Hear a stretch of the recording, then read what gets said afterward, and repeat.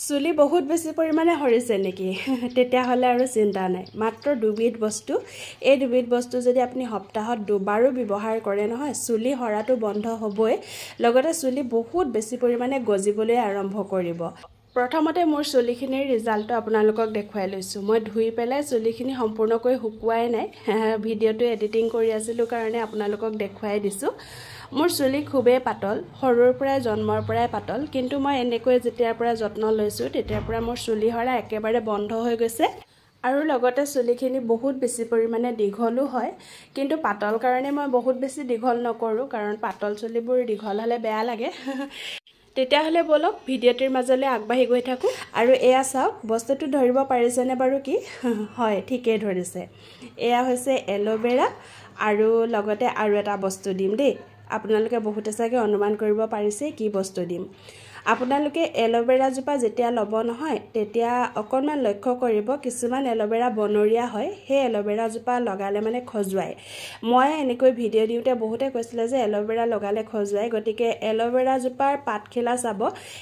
foot উঠি থকা পাতখিলা অকণমান বনৰীয়া হয় গতিকে সেই জোপাই খজুৱাৰ বহুত বেছি পৰিমাণে চান্স থাকে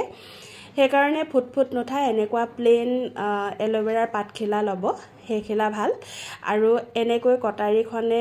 মাৰি দিবচোন তাৰ জেলটো খুব ধুনীয়াকৈ ওলাই যায় যদি কটাৰীখনে মাৰিবলৈ ভয় লাগে তেতিয়াহ'লে আপোনালোকে এখন ফণি ল'ব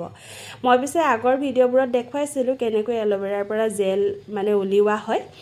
এল'ভেৰাৰ জেল আমাৰ চুলি আৰু ছালৰ কাৰণে বহুত বেছি পৰিমাণে উপকাৰী আমি সকলোৱে জানো নহয় জানো কিন্তু এটা কথা এল'ভেৰাৰ পাতখিলাৰ পৰা এটা হালধীয়া ধৰণৰ পদাৰ্থ নিৰ্গত হয় প্ৰথমতে যেতিয়া কাটি দিয়া হয়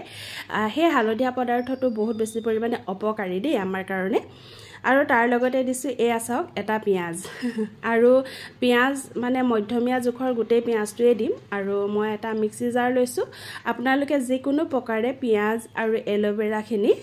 পুৰা মিহিকৈ পিচি ল'ব এল'ভেৰাৰ জেল কিমানখিনি ওলালে দেখিলেনে আপোনালোকে যদি আপোনাৰ চুলি বহুত বেছি পৰিমাণে সৰিছে যিহেতু এটা গৰম দিন চুলিৰ গুৰিবোৰ ঘামি থাকে তাৰ ফলত চুলিৰ গুৰিটো বহুত বেছি দুৰ্বল হৈ পৰে সেইকাৰণে চুলি বহুত বেছি পৰিমাণে সৰে চুলি গুৰিবোৰ খজুৱায় লগতে চুলি মানে বহুত পাতল হৈ পৰে আৰু লগতে চুলিখিনি একেবাৰে তেলেতীয়া হৈ একদম মানে বেয়া হৈ যায় আৰু চুলি ছিগিবলৈও আৰম্ভ কৰে আৰু চুলিখিনি নাবাহে যদি আপুনি এনেকুৱা ধৰণৰ সমস্যাত ভুগি আছে তেতিয়াহ'লে ভিডিঅ'টি আপোনাৰ বাবে আপোনাৰ প্ৰফাইলত ভিডিঅ'টি শ্বেয়াৰ কৰি থৈ দিব বা আপোনাৰ লগৰ যিসকলৰ এনেকুৱা ধৰণৰ সমস্যা আছে তেওঁলোকলৈ ভিডিঅ'টি শ্বেয়াৰ কৰিব নিশ্চয় উপকাৰ হ'ব মোৰ চুলি বহুত পাতল গতিকে মই এনেকৈ সদায় যত্ন লওঁ সপ্তাহত দুবাৰ ব্যৱহাৰ কৰোঁ আৰু বহুত বেছি পৰিমাণে চুলিখিনি গজিছে যিকোনো প্ৰকাৰে আপোনালোকে দুইটা মিহলি কৰি পেলাই তাৰ ৰসখিনি উলিয়াই ল'ব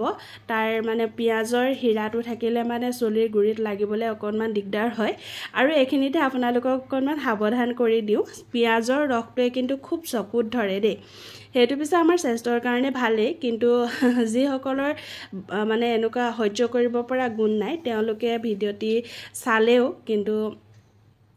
ট্ৰাই নকৰিব কাৰণ বহুত বেছি পৰিমাণে পিয়াজৰ ৰসটোৱে আমাৰ চকুত ধৰে মোৰ চকু পানী ওলাই গৈছেগৈ হেয়া আৰু চুলিৰ গুৰিত মই ধুনীয়াকৈ পিয়াজৰ ৰস আৰু এল'ভেৰাৰ ৰসটো লগাই দিছো যদি আপোনাৰ চুলিখিনি বহুত বেছি শুকান তেতিয়াহ'লে আপুনি এই মিশ্ৰণটোৰ লগত নাৰিকল তেল 2 চামুচ মিহলাই ল'ব নহ'লে বা ভিটামিন ই কেপচুল 2টা মিহলাই ল'ব বহুত ভাল কাম কৰে আৰু চুলি ইমান বেছি পৰিমাণে বাঢ়ি যায় নহয় আপুনি নিজে আচৰিত হৈ যাব মই আপোনালোকক কোৱা নাই লগতে চুলিখিনি সিল্কি আৰু শাইনিও হৈ পৰিব গোটেই চুলিখিনিৰ গুৰিত লগোৱাৰ পিছত 5 মিনিটমান সময় মাছাজ কৰিব আৰু প্ৰায় 45 মিনিটমান সময় ৰাখি পেলাই আপুনি যদি পিয়াজৰ গোন্ধটো সহ্য কৰিব নোৱাৰে তেতিয়াহ'লে শ্যাম্পু কৰি দিব নহ'লে নৰ্মেল পানীৰে ধুই দিলে বেছিয়ে ভাল আৰু আজি ইমানেই আছিল পুনৰ লগ পাম ভিডিঅ'টি শেষ কৰাৰ আগতে আপোনালোকক চুলিখিনি আৰু এবাৰ এনেকৈ দেখুৱাই দিবলৈ ওলাইছো এয়া চুলিখিনি ধুই পেলাই 5-10 মিনিট মানৰ পিছত খুব ধুনীয়া সিল্কি হৈ পৰে আৰু লগতে জটো একেবাৰে নাবান্ধে আৰু লগতে চুলি হৰা একেবাৰে বন্ধ হৈ যায় আৰু আপোনালোকে নিজে দেখিছে চুলিখিনি আৰু এয়াই পুনৰ লগ পাম অন্য এটি নতুন ভিডিঅ'ত ধন্যবাদ